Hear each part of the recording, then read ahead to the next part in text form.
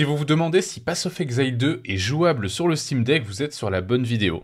Parce que quand on va sur la page Steam, on peut voir que, en fait, on ne sait pas trop. Il est indéterminé, mais par contre, la bonne nouvelle, c'est que il y a une prise en charge complète des contrôleurs, donc de la manette Xbox et de la manette PlayStation.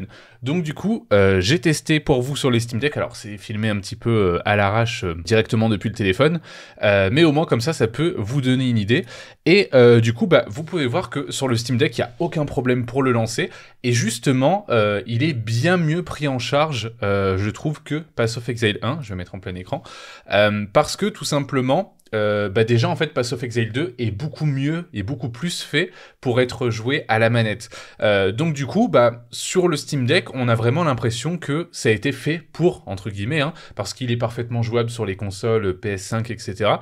Donc du coup, il n'y a vraiment aucun problème pour y jouer sur le Steam Deck. Forcément, il va falloir faire quelques réglages, donc là j'y viens. Donc dans le rendu, je vous conseille d'être sur du Vulkan. On reste sur la résolution native du Steam Deck. Moi, je vous conseille de mettre le FSR parce que c'est toujours mieux optimisé dessus. Ensuite, au niveau de la qualité d'image, ça va dépendre de combien de FPS vous souhaitez. Si vous voulez un petit peu plus de graphisme contre malheureusement quelques FPS, là vous allez être entre 25 et 30, vous pouvez passer en balanced, le jeu sera plus beau mais vous aurez un petit peu moins de FPS. Donc là dans les options, on peut voir qu'on reste sur le performance de base.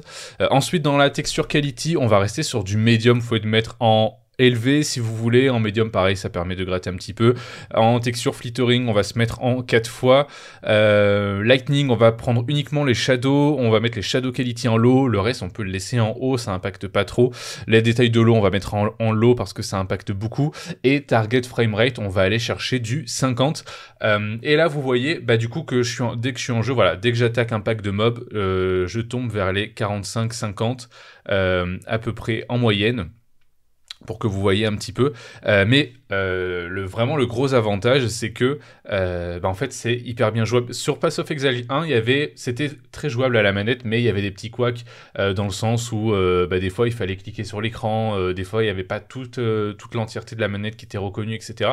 Là pour le coup c'est vraiment solide. Après voilà, dès qu'il y a beaucoup de mobs à l'écran, on va passer sur du 30 FPS, voire un petit peu en dessous, mais ça reste totalement jouable. J'y ai joué 1 heure ou 2 dessus et ça allait parfaitement.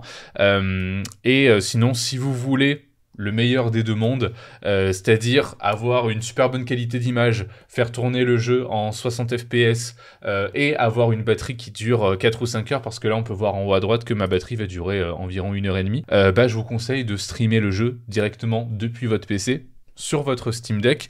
Je vais pas vous montrer comment faire dans cette vidéo, mais il y a plein de tutos sur YouTube via notamment un logiciel qui s'appelle Moonlight. Vous pouvez le faire hyper facilement, mais comme ça vous donne une petite idée de comment Path of Exile 2 tourne sur le Steam Deck.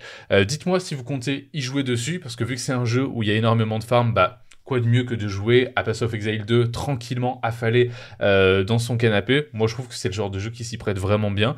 Et puis dites-moi ce que vous en pensez dans les commentaires. À bientôt, ciao ciao.